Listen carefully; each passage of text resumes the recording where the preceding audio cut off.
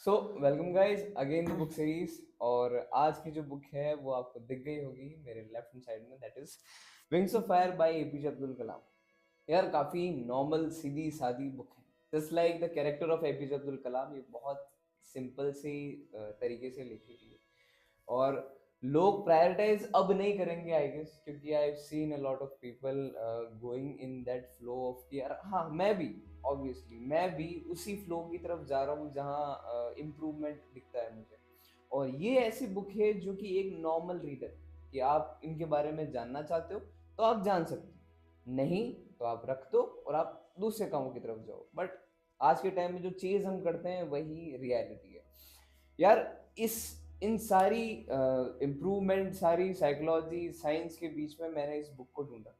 और ये बुक इसलिए ढूंढी क्योंकि I still remember when I was in 12th class, me along with my fellow students, हमने सभी ने साथ में मिलके हमारे इंग्लिश प्रोफेसर को ये बुक गिफ्ट करी।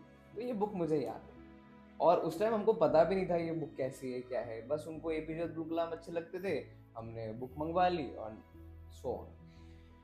बुक की शुरुआत उनके कैरेक्टर की तरह एकदम सिंपल सादी तरीके से होती है और इन सभी की शुरुआत उनके घर से होती है।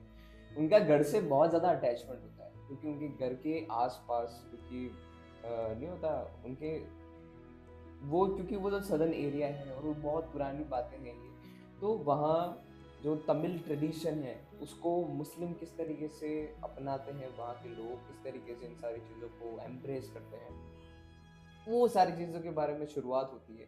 फिर धीरे धीरे ये अपने फेलो, अपने फैमिली मेंबर्स के बारे में बात करते हैं, कैसे उनके साथ के लोग, कैसे उनके भाई, कैसे उनके घर के सामने वाला जो मंदिर है वहाँ के पुजारी, कैसे उनके एक और जो कि मस्जिद है वहाँ के एक और क्या कैसे मौलवी साहब।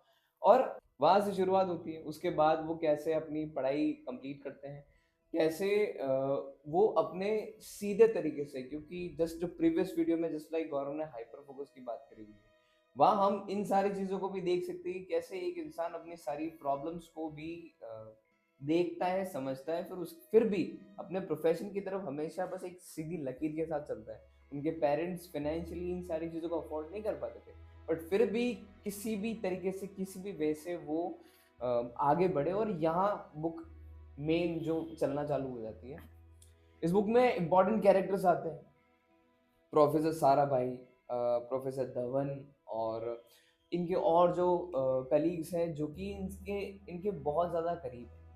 और ये करीब इसलिए क्योंकि वो भी इन्हीं की तरह सोचते हैं। ये बुक वही दर्शाना चाहती है कि how a leader think and how a leader perceive other leaders, how they all along with each other make something better. और वहीं से बनता है SLV3 प्रोजेक्ट, जो कि हमारा पहला लॉन्च पैड था।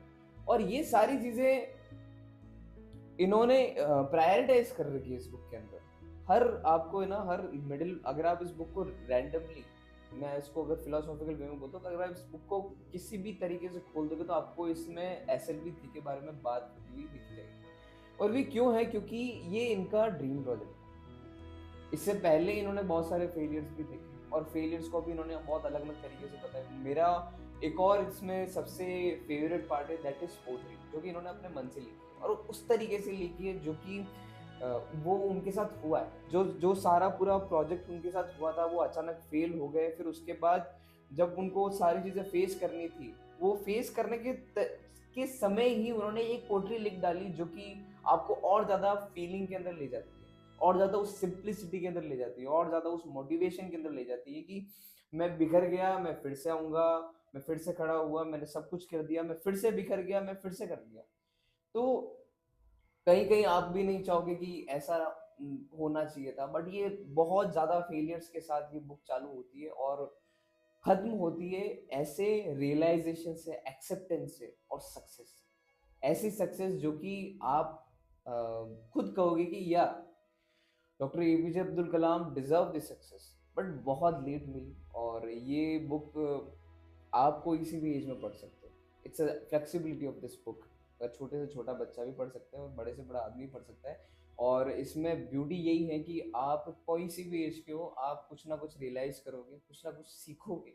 और कुछ ना कुछ पाके ही आप इस बुक को बंद करो। This is the beauty of this book. और यहीं के साथ मैं वीडियो खत्म करना चाहूँगा। Signing off.